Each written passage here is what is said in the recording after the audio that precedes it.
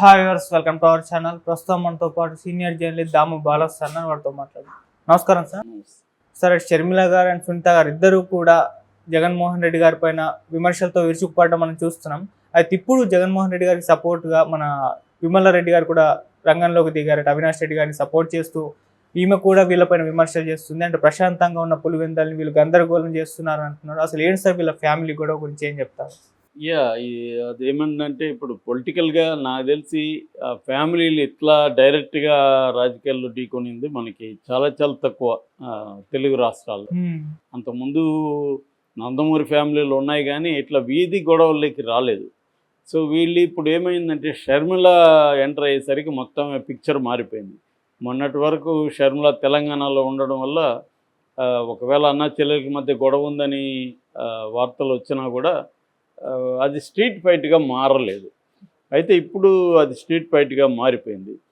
ఇది ఒక complex issue. ఇది ఓన్లీ ఫ్యామిలీలో మాకేదో ఇవ్వలేదు అది ఇదనే కాకుండా దీంట్లో వివేకానంద రెడ్డి హత్య కూడా ఇన్వాల్వ్ అయింది. రెండోది ఏంటంటే ఇక్కడ తెలుగుదేశం ఇన్వాల్వ్ అయింది, ఇటు కాంగ్రెస్ ఇన్వాల్వ్ అయింది, అంటే పొలిటికల్ పార్టీస్ కూడా ఇన్వాల్వ్ అయినాయి. ఓన్లీ ఫ్యామిలీకే సంబంధం లేదు, రాజకీయాలకు కూడా సంబంధం ఉంది. అదే ఆంధ్రప్రదేశ్ ప్రత్యేకత ఏంటంటే అక్కడ రాజకీయాలకు సంబంధం లేకుండా ఏది జరగదు. ఏ అంశమైనా రాజకీయాలకి సంబంధం ఉంటుంది. రాజకీయాలు ప్రతి అంశాన్ని రెండుగా మార్చేస్తారు వాళ్ళు. రెండు క్యాంప్స్ అయిపోతాయి దాని చుట్టూ. ఈ రెండు క్యాంప్స్ ఆ విషయాన్ని అదేదంటారు పీకి పందిరేస్తారు.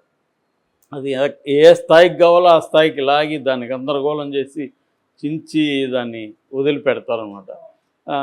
రెండు వైపులా కూడా మీడియా పవర్ఫుల్గా ఉంది. ఇంకా మీడియా కూడా రెండు వైపుల నుంచి దాన్ని పెద్దగా చేసి వదిలిపెడతారు. అలాగా ఇప్పుడు ఏమైందంటే లేటెస్ట్గా ఆల్రెడీ అక్కడ షర్మిలారెడ్డి, సునీతారెడ్డి వీళ్ళిద్దరూ జగన్ మీద వారు డిక్లేర్ చేశారు. జగన్ని డైరెక్ట్గా కొట్టలేక పులివెందుల అండ్ కడపలో ఫోకస్ చేశారు. ముఖ్యంగా కడపలో అవినాష్ రెడ్డికి ప్రత్యర్థిగా షర్మిలానే రంగంలోకి దిగడంతో ఒక్కసారిగా రాజకీయాలు వేడెక్కిపోయినాయి అక్కడ. ఆమె అంతకుముందంతా కూడా రాష్ట్రాన్ని భ్రష్టు పట్టించాడు జగన్, రాష్ట్ర ప్రయోజనాల కోసం నేను ఇక్కడికి వచ్చానని మాట్లాడింది. కానీ ఇప్పుడు మొత్తం ఆమె పక్కకు తిరిగేసి ఏం చేస్తుందంటే వివేకానంద రెడ్డి హత్యను మెయిన్ ఫోకస్లోకి తీసుకొచ్చింది. సో వివేకానంద రెడ్డిని చంపిన హంతకుడని డైరెక్ట్గా చెప్పేస్తూ ఉంది ఆమె. నిజానికి ఆ కేసు కోర్టులో ఉంది. ఆ కేసు కోర్టులో ఉన్నప్పుడు ఆ కేసులో వివేకానంద రెడ్డి చంపినది అవినాష్ రెడ్డి అని చెప్పడానికి లేదు. ఆ విషయం మీద కోర్టుకు వెళ్ళాలి. మరి ఎందుకు అవినాష్ రెడ్డి కోర్టుకు వెళ్ళట్లేదు, ఎందుకు వైసీపీ వాళ్ళు కోర్టుకు వెళ్ళట్లేదు అనేది బిగ్ క్వశ్చన్ అక్కడ. మామూలుగా ఎవరైనా వెళ్తారు. దస్తగిరి వెళ్ళాడుగా, ఫర్ ఎగ్జాంపుల్. దస్తగిరి అనే అతను ఒక బచ్చా, అతను పక్కింట్లో ఓట్లు కూడా రావు అతనికి. అయినా అతను నాకు నష్టం చేస్తున్నారని వెళ్ళాడు కోర్టుకి. మరి అవినాష్ రెడ్డి ఎందుకు వెళ్ళలేదు?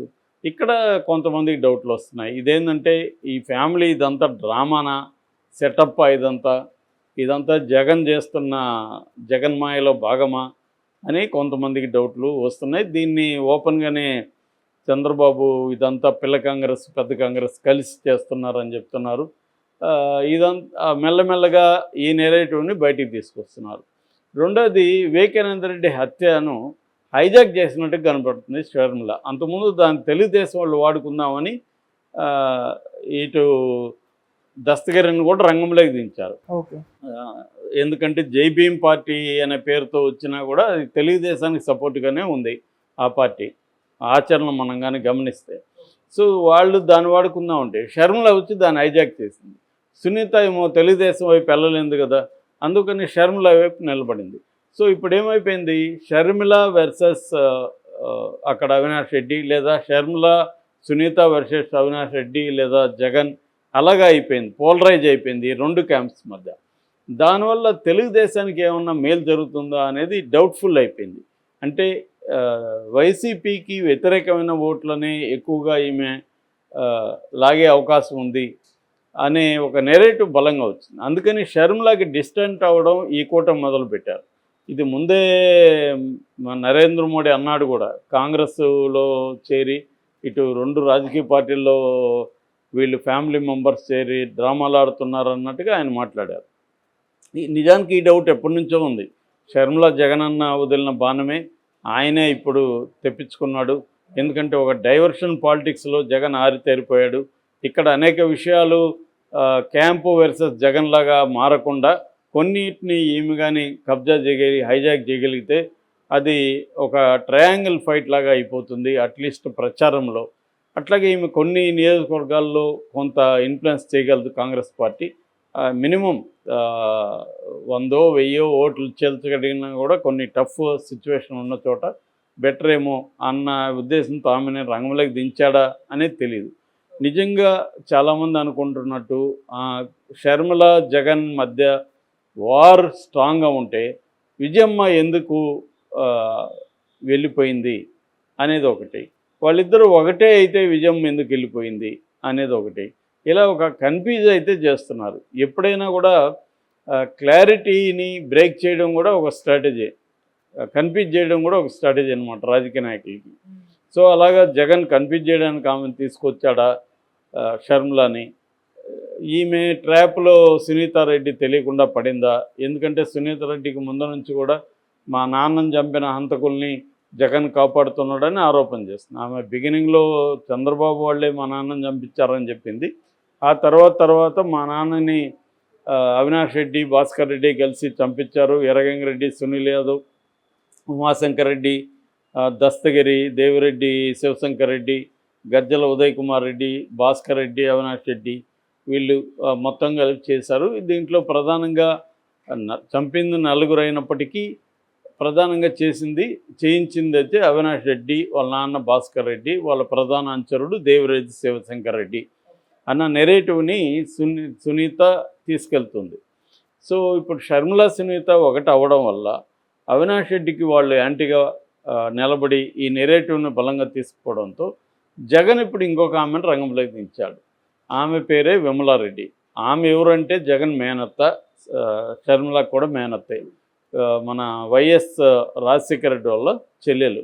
ఆమె ఎప్పటి నుంచో కూడా చర్చెస్లో ఆమె పనిచేస్తుంది, అక్కడ వెళ్ళి ఉపన్యాసాలు ఇస్తుంది. అందువల్ల ఆమెకి క్రిస్టియానిటీలో బలం ఉంది. సో జగన్ వ్యూహం ఏంటంటే ఈ బ్రదర్ అనిల్ కుమార్ తనకి యాంటీగా ప్రచారం చేస్తాడు కాబట్టి దాన్ని ఎదుర్కోవాలంటే విమలారెడ్డిని రంగంలోకి దించాలని అతను ఎప్పటి నుంచో దించాడు.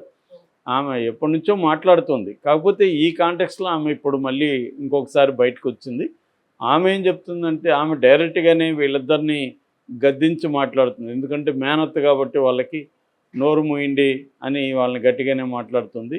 సో ఆమె ప్రధానంగా ఆరోపణలు ఏం చేస్తుందంటే వీళ్ళిద్దరూ అనేక జగన్ అధికారంలోకి వచ్చినాక అనేక పదవులు అడిగారు, వాళ్ళ ఫ్యామిలీకి అనేక ప్రాజెక్టులకి డబ్బులు అడిగారు, వాళ్ళకి అనుకూలమైన చట్ట వ్యతిరేక కార్యక్రమాలు చేయమని అడిగారు. జగన్ ముందు నుంచి చెప్పేశాడు, నా కుటుంబం అంతా మీరు ఎవరు రాకండి, నాకు ఇబ్బంది అవుతుంది, నేను అలా చేయలేను అని జగన్ చెప్పేశాడు.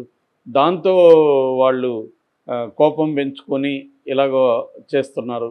రెండోది వివేకానంద రెడ్డి హత్యను ఆల్రెడీ చేసిన వాళ్ళు దొరికారు, వాళ్ళ మీద అతను బయటే ఉన్నాడు దస్తగిరి, దాని మీద పోరాటం చేయాలి. రెండోది సిబిఐ కోర్టులో ఉంది, సిబిఐ విచారణ, అది తేలే వరకు మనం దాని మీద మాట్లాడకూడదు. కానీ వీళ్ళు అవన్నీ మాట్లాడుతున్నారు. వివేకానంద రెడ్డి యాక్చువల్గా చనిపోయిన రోజు కూడా అవినాష్ రెడ్డికి అనుకూలంగా ప్రచారం చేసి వచ్చాడు అతను. సో అవినాష్ రెడ్డి బాగున్నాడు, జగన్కి బాగా ఉపయోగపడుతున్నాడు, ఇతను ఫర్దర్గా డెవలప్ చేసుకుంటే జగన్కి ఒక మంచి స్ట్రాంగ్ పిల్లర్ అవుతాడు అని వివేకానంద రెడ్డి కూడా గ్రహించాడు కాబట్టి చేశాడు. నాకు వివేకానంద రెడ్డి చాలా క్లోజు. సో వీళ్ళకంటే కూడా నాకు క్లోజు. ఈ అమ్మాయి సునీత 10 ఏళ్ళు అయింది వివేకానంద రెడ్డిని పట్టించుకొని మానేసింది. డబ్బులు కూడా చెక్ పవర్ కూడా తీసేశారు వాళ్ళు. మొత్తము వివేకానంద రెడ్డికి చాలా ఇబ్బందులు పెట్టారు. అలాంటి వాళ్ళు ఇప్పుడు వచ్చి ఆయన హత్యకు ప్రతీకారం తీర్చుకుంటామని అంటున్నారు. అందుకని నేను ప్రజలకు అప్పీల్ చేస్తున్నాను, మీరు వాళ్ళ ట్రాప్లో పడకండి అని ఆమె తీసుకొస్తుంది. అంటే ఫ్యామిలీ మొత్తంగా ఒకవైపు జగన్ వైపు ఉన్నారు, ఓన్లీ వీళ్ళిద్దరే ఇటు ఉన్నారు అన్న నెరేషన్ని ఈమె తీసుకొచ్చింది. సో నిజంగా ఇదంతా జగన్ వేస్తున్న డ్రామానా, లేకపోతే పవన్ కళ్యాణ్ ఇంకొంతమంది తెలుగుదేశం వాళ్ళు, తెలుగుదేశం మీడియా చెప్తున్నట్టుగా అన్నా చెల్లెల మధ్య నిజంగానే వార్ ఉందా అనేది ఇంకొంతకాలం వెళ్తే కానీ మనకు క్లారిటీ రాదు.